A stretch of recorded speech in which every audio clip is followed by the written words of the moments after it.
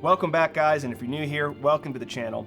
For this episode, I set out to film the Bison Rut in Yellowstone National Park. And you know, for most of the year, if you see a bison, it's probably not doing very much. Maybe it's grazing or just laying down. So it's easy to forget that these giants, sometimes weighing over a ton, can sprint at 35 miles an hour and jump a 6-foot fence. But these few weeks in the summer are different. It's their breeding season. And so the bulls are just all fired up and they're running around displaying their strength as they compete for cows. And it is honestly a ton of fun to watch.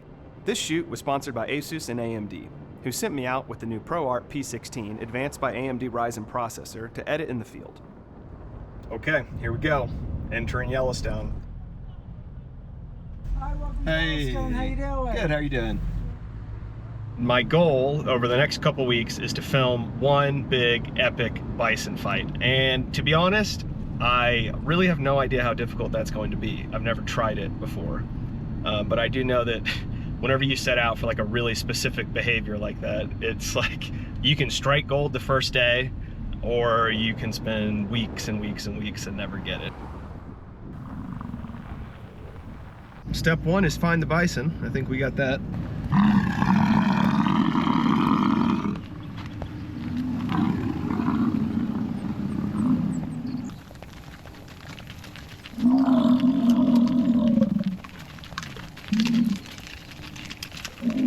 Maybe just filming them with the GoPro from the car is the way to do this whole thing. It sure seems like it's peak bison rut out there right now. I mean, they're all just bellowing nonstop. They're kicking up dust. It looks like my timing is pretty good here.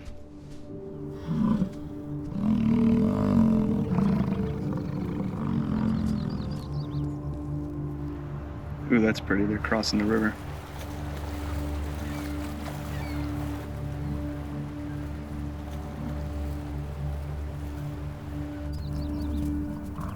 You can just feel the energy in the air while the rut's going on. The place feels totally different.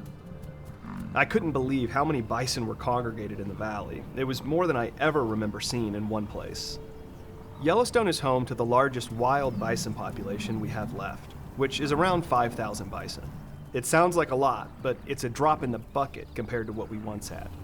Estimates are that prior to 1800s, up to 60 million bison roamed across the continent. Expeditions headed west would report seeing more bison than you could ever count and coming across herds that took up to 5 days to pass. They used to be nearly everywhere. As settlers expanded west in the 1800s, bison started to be killed in the millions. First for sport, and then on a much larger scale to support a booming leather industry. Millions and millions were killed just for their hide, while the rest was left to rot. Between 1860 and 1880, the plains bison were wiped out from their entire range and on the brink of extinction.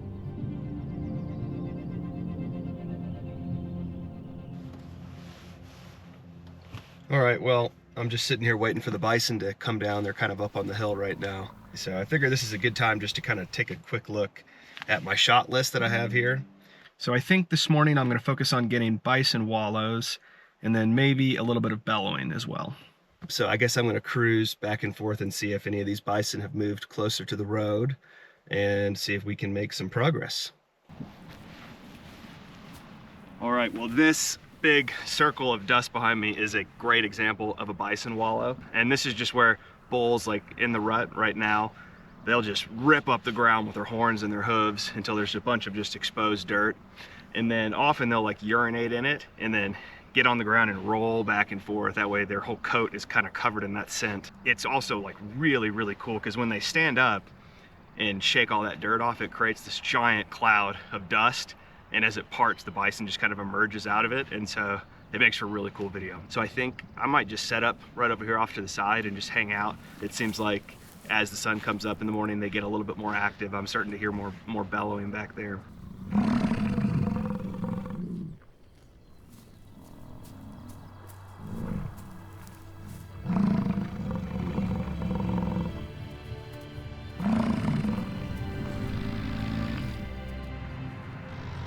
Come on, rolling that. Do it. Do it. He's gonna wallow.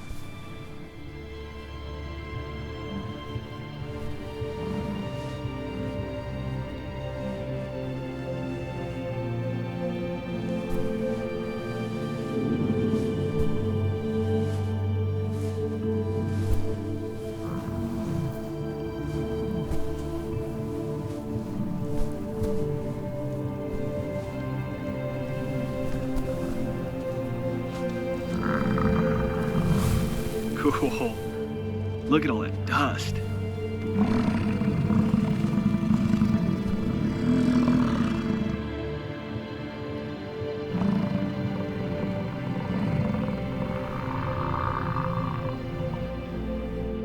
These clouds of dust are just about everywhere you look, and the sight of it is a defining marker of the bison rut. But perhaps nothing is more distinct than the sound. So a big part of making a nature film that I think a lot of people don't think about so much is the audio. And really, like, the sounds that you hear when you're watching something like make such a big difference for, you know, how immersive and realistic that experience is. And I just try to get as much natural, realistic sound as I can. And I'm gonna set up the sound equipment and just see if we can get, I wanna get some bellowing, I'd like to get some of them sniffing. I've got headphones here, which help me hear exactly what I'm recording. And then I've just got this sound recorder, and then this is a microphone, and this is like a directional mic. And so basically, wherever I point this thing, that's what it's gonna hear.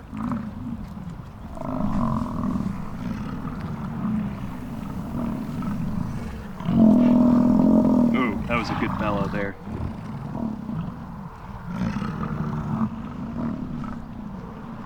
I can imagine this valley would feel so empty without these sounds.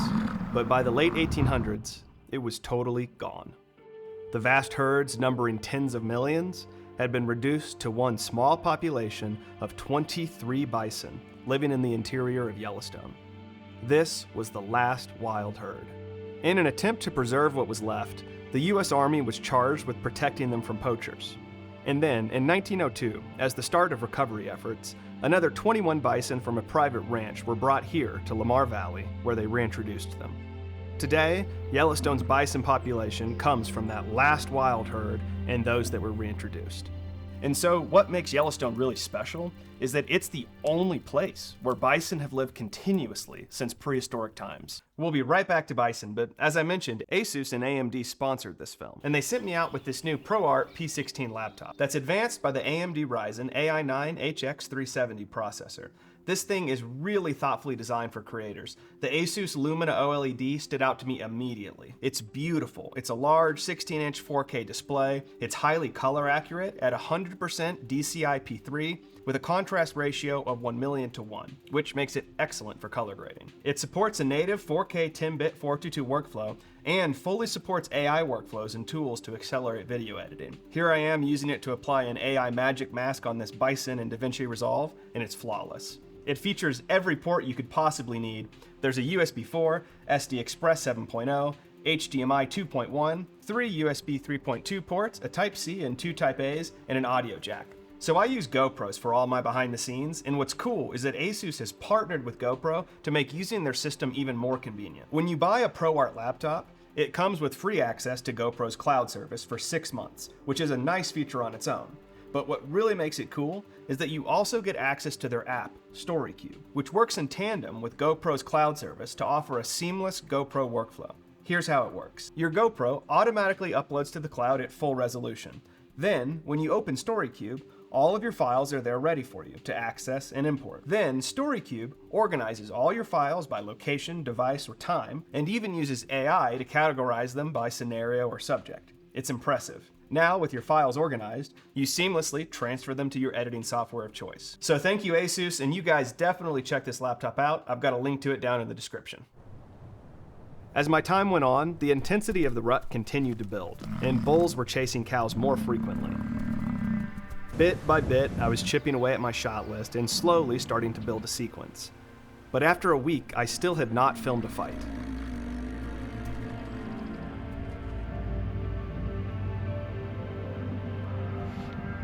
A lot of big bulls out here right now.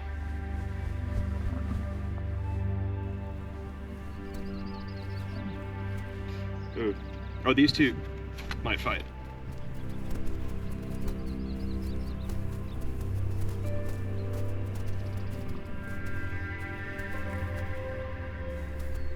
Ooh, maybe.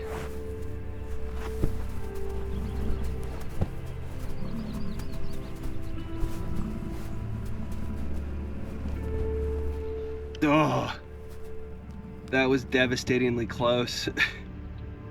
I mean, they did fight for a second, but it was just very, very short-lived. I need something longer than that.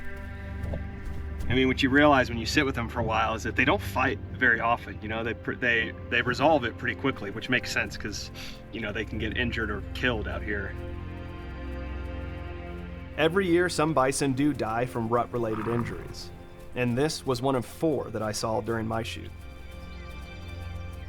It's always sad to see, but nothing goes to waste here. An entire bison carcass is a lot of food, and wolves had caught its scent the next morning.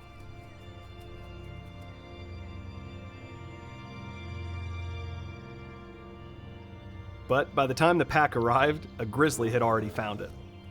And by covering it with a pile of dirt and laying on top, he was saying that he had no intentions of surrendering it. Filming in Yellowstone is a weird mix of emotions. You experience a moment like this, and it reminds you that this place is wild at its core. But then you drive down the road a little ways, and you feel like you're in a theme park, and you're overwhelmed by cars and people. And I guess I just come back to accepting that this reality is far better than any of the alternatives, and at least we still have a place where bison can roam wild.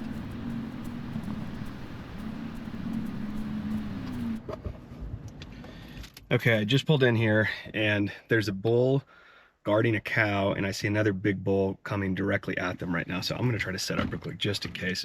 It's one of those situations that could turn into something quickly.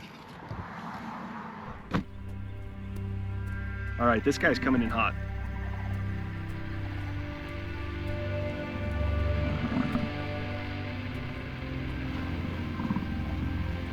And he does not like him.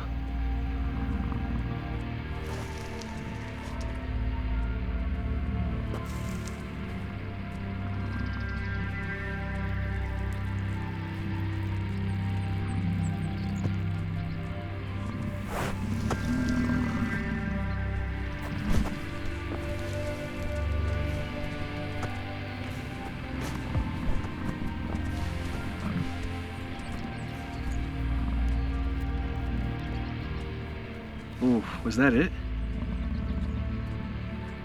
Yeah, that one's backing down.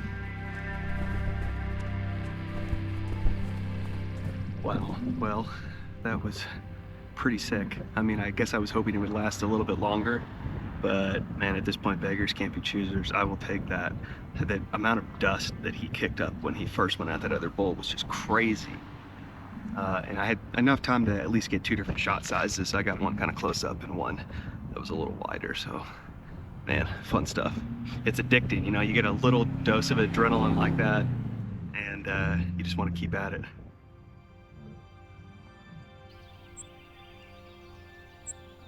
In the end, I never got that big fight I was hoping for, but I did feel like I came away with enough individual pieces to kind of create a portrait of the bison rut.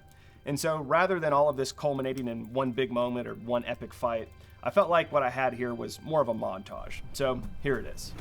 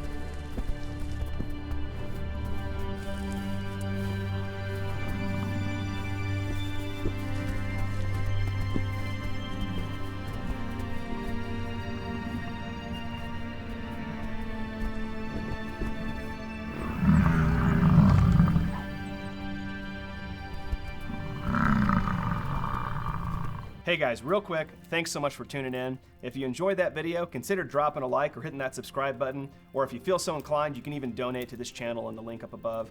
As always, your support means so much, so thanks guys. All right, until next time.